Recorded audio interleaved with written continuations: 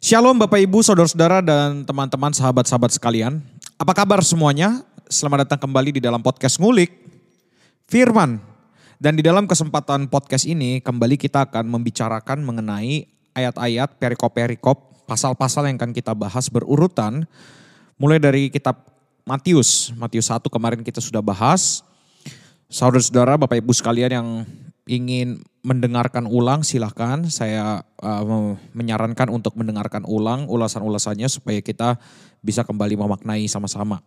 Dan kemarin di beberapa hal yang ada beberapa video yang ditayangkan di dalam podcast Ngulik Firman ini yang berbentuk short gitu ya, bukan berbentuk feed seperti video kita sekarang ini, tapi bentuknya short yang cuma sekitar 1 menit paling banyak. Nah itu akan menampilkan hal-hal yang praktis yang bisa dinikmati secara singkat yang berasal daripada bagian-bagian yang ada di dalam video-video feed panjang ini. Jadi Bapak Ibu Saudara sekalian nanti boleh ditonton dan juga di like dan juga bisa dibagikan gitu ya yang ada di short.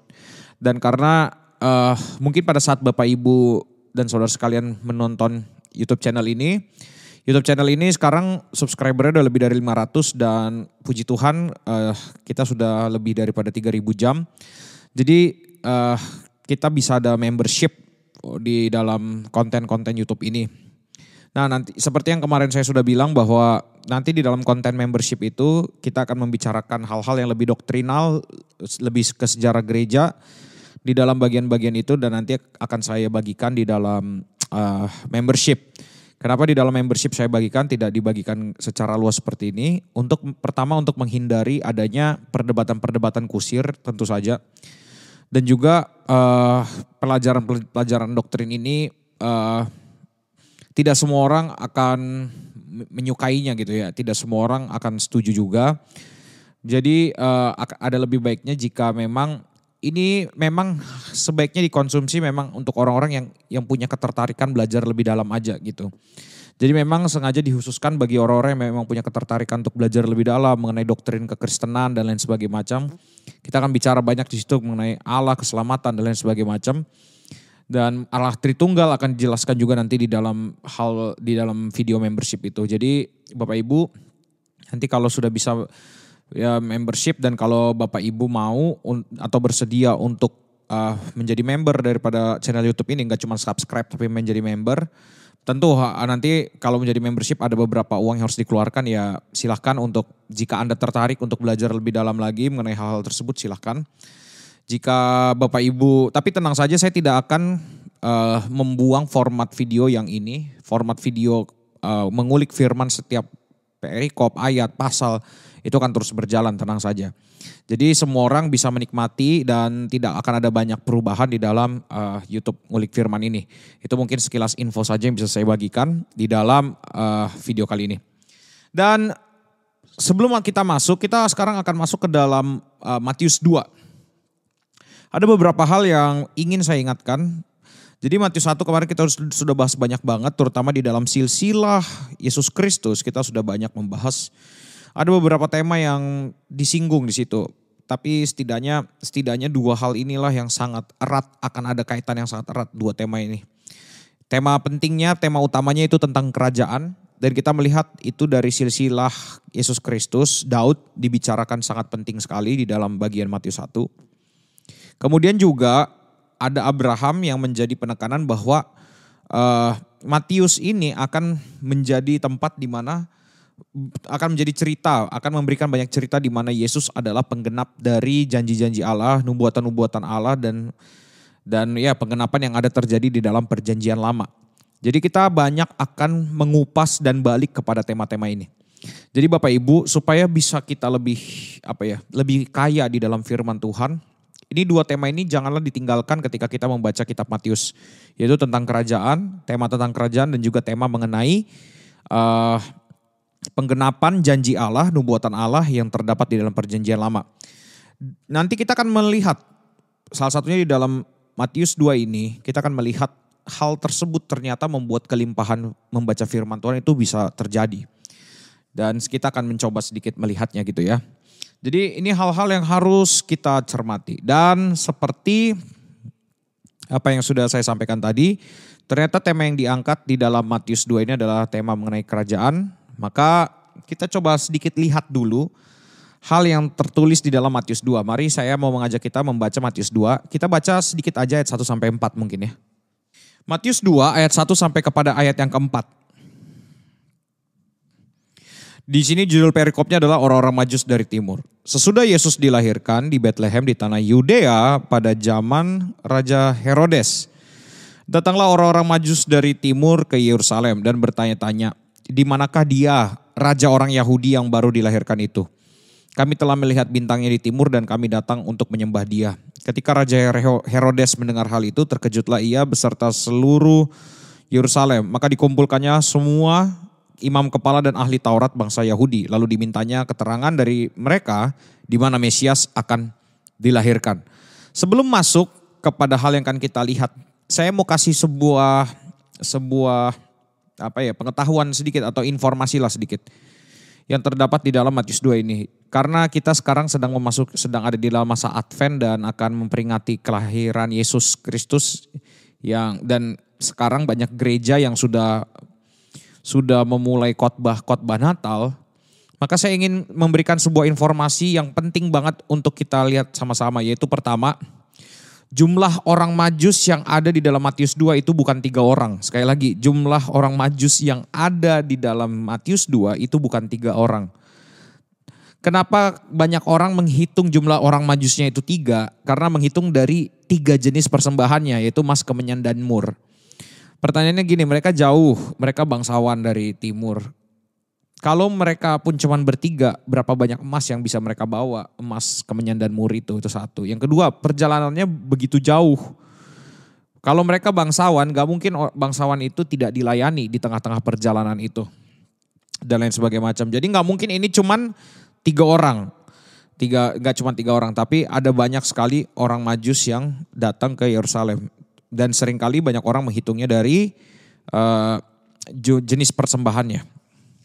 Memang nanti akan ada tafsiran-tafsiran juga yang bilang bahwa ini ada nama-namanya gitu ya. Orang-orang yang membawa persembahan itu ada nama 3 orang doang gitu yang di-spill. Tapi kalau kita melihat dan kalau kita coba membayangkan secara logis, tidak mungkin jarak sejauh itu ditempuh oleh orang bangsawan dalam waktu singkat.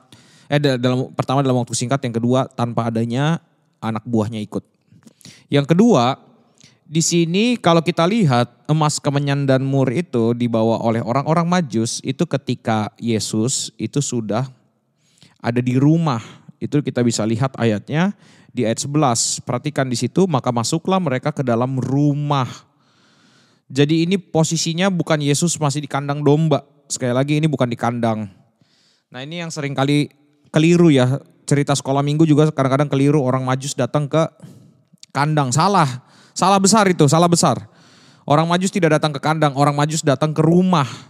Umurnya Yesus udah sekitar 2 tahun.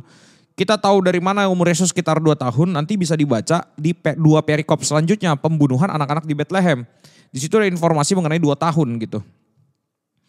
Nah jadi Bapak Ibu dan Saudara sekalian, ini ada 2 hal itu yang menjadi penekanan kita. Jadi kalau nanti Bapak Ibu mendengar khotbah ada yang bilang ada 3 orang Majus dan juga Yesus orang Majus ini datang ke kandang, itu udah salah total. Jadi nanti boleh ditanya sama pendetanya yang berkhotbah demikian. Kalau ya mungkin ada yang bilang wah jangan usik pendeta, jangan usik hamba Tuhan. Hamba Tuhan harus bisa berani mempertanggungjawabkan apa yang dia katakan sebenarnya. Jadi kalau dia pun salah ya nggak masalah, salah dan bilang dan mengaku salah gitu. Karena kita juga gak ada hamba Tuhan yang bisa menerangkan semuanya dengan setiap kali menerangkan tuh 100% tidak ada selip ngomong gitu, gak mungkin.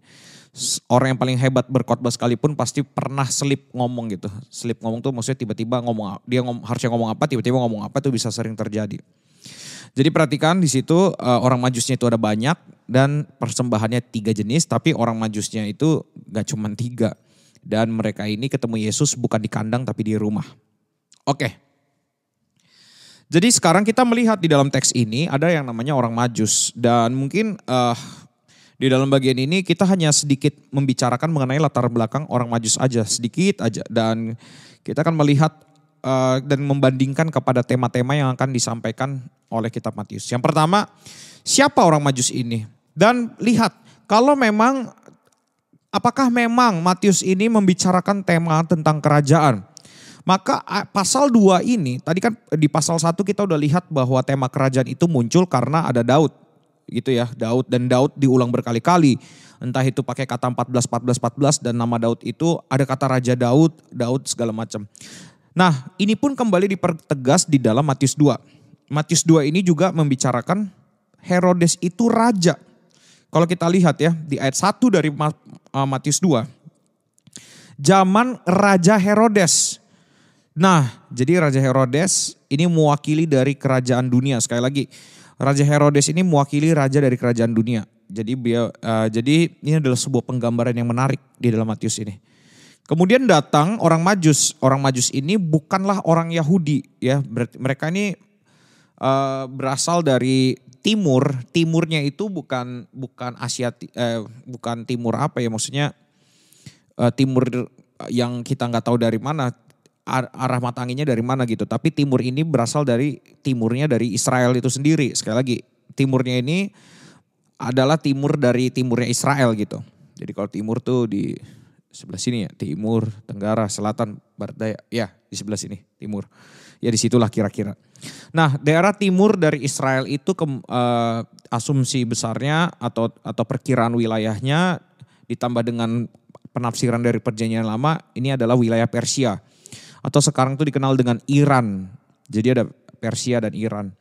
Dan kalau kita mau lihat orang Majus ini, dia ini adalah orang bangsawan, dia juga orang yang pintar, terdidik gitu ya. Bangsawan, pintar, terdidik dan dia sangat handal di bidang astronomi. Jadi orang Majus ini, ya kita lihat orang Majus ini adalah orang yang pintar, bangsawan, sudah pasti mereka juga kaya karena memiliki persembahan yang luar biasa. Tapi juga mereka adalah orang yang mengerti rasi bintang atau astronomi gitu. Jadi itu yang harus kita perhatikan. Dan agama yang ada di Persia saat itu, bahkan mungkin sampai hari ini adalah namanya agama Zoroaster ya. Jadi nanti boleh dilihat di Google bagaimana sih ciri-ciri keagamaan Zoroaster atau Zoroastrianisme ini. Jadi nanti boleh dicek, dan mereka memang sering banget menjadikan bintang itu juga menjadi acuan mereka lah, seperti itu. Nah, jadi itu beberapa hal yang harus kita ketahui dulu tentang orang Majus dari timur ini. Mereka dari timurnya Israel, kemudian mereka juga mereka ini juga dari kalangan bukan orang bodoh, mereka terpelajar, mereka bangsawan. Mereka juga kemungkinan besar mereka juga adalah imam orang Zoroaster. Jadi kemungkinan besar adalah mereka imam dari orang Zoroaster ini. Nah, jadi di dalam bagian ini ternyata mereka tuh melihat bintang, dan bintang itu mengarah ke daerah barat. Baratnya dari Iran atau Persia ini, yaitu mengarah ke daerah orang-orang Israel ini. Kemudian mereka datang kepada Herodes. Nah, perhatikan dari kerajaan, dari seorang bangsawan datang kepada seorang raja yang adalah kerajaan. Nah, ini makanya tema dari kerajaan ini pun nanti di dalam Matius 2 ini, satu pasal ini bahkan, itu akan menceritakan keras bagaimana tema kerajaan Allah itu memang menjadi hal yang signifikan di dalam kitab Matius ini, hal yang sangat penting di dalam kitab Matius ini. Jadi kita nggak bisa, jadi sekali lagi Bapak Ibu dan Saudara sekalian, kita tidak bisa melupakan atau menampik yang namanya tema-tema besar dari Alkitab waktu kita membaca firman Tuhan. Karena kalau kita nggak membaca itu, kalau kita tidak mengerti tema-tema ini, maka yang terjadi adalah kesalahan berpikir. Nah, dengan kita mengerti bahwa tema daripada Matius ini adalah tentang kerajaan, maka kita akan gampang sekali melihat, atau bukan gampang sekali ya, lebih mudah lah untuk merefleksikan tentang Yesus itu seperti apa yang Allah ingin bagikan di dalam kitab Matius ini. Sesudah Yesus dilahirkan di Betlehem di tanah Yudea pada zaman Raja Herodes, datanglah orang-orang Majus dari timur ke Yerusalem. Nanti di sini akan sangat ada banyak penggambaran mengenai waktu kerajaan Allah akan datang ke dalam dunia, apa yang akan terjadi kepada dunia. Dan itu nanti akan disampaikan melalui di dalam Matius 2 ini dan seterusnya. Jadi sekali lagi, waktu kerajaan Allah itu datang ke dalam dunia ini, maka akan ada sesuatu yang terjadi. Dan tentu kalau kita bicara tentang kerajaan, selalu akan dua hal ini yang akan terlihat. Yaitu pertama rajanya siapa, yang kedua pemerintahannya seperti apa. Sekali lagi kalau kita bicara tentang tema kerajaan, selalu akan bicara tentang rajanya siapa dan pemerintahannya seperti apa. Itulah makanya nanti Matius itu akan banyak fokusnya kepada rajanya dan pemerintahan kerajaan Allah itu seperti apa. Dan itu nanti ini kita bisa lihat dibuktikan dengan teks-teks yang ada di dalam Matius 2 ini. Oke, itu sedikit informasi dulu yang bisa saya bagikan mengenai orang Majus dari Timur dan juga mengenai bagaimana kita menyambungkan tema-tema daripada tiap kitab. Daripada tiap kitab ini tema-temanya kita sambungkan dengan teks-teks Alkitab ini seperti apa. Sehingga waktu kita baca Alkitab kita tidak salah berpikir dan kita tidak punya salah dasar. Jadi nanti jadi dengan adanya tema ini membuat kita tuh seakan seperti terjaga kanan kiri kita. Jadi kita jalannya tuh jadi terjaga, jadi tidak ada ke kanan atau ke kiri gitu ya. Jadi tetap lurus, tetap kepada fokus yang utama dari kitab tersebut. Tetapi tentu di dalam koridor itu mungkin kita terlihat kayaknya nih mempersempit pemikiran kita tentang Tuhan. Justru jangan salah, dengan kita mempelajari dan seakan-akan ini semuanya jadi kayak sempit gitu ya. Tapi sebenarnya kalau kita teliti dengan benar, keindahan, keluasan firman Tuhan ternyata betul-betul bisa terjadi. Makanya kita sama-sama belajar dalam podcast Ngulik Firman ini bagaimana kita melihat itu semua. Baik, itu saja yang saya bagikan di dalam video kali ini. Dan jangan lupa untuk terus like, share, dan subscribe video Ngulik Firman. Dan jangan lupa untuk membaca Alkitab Anda karena video-video ini bukanlah sarana untuk mengganti pembacaan Alkitab Bapak Ibu dan Saudara sekalian. Terima kasih semua dan Tuhan Yesus memberkati. Selamat mengulik firman.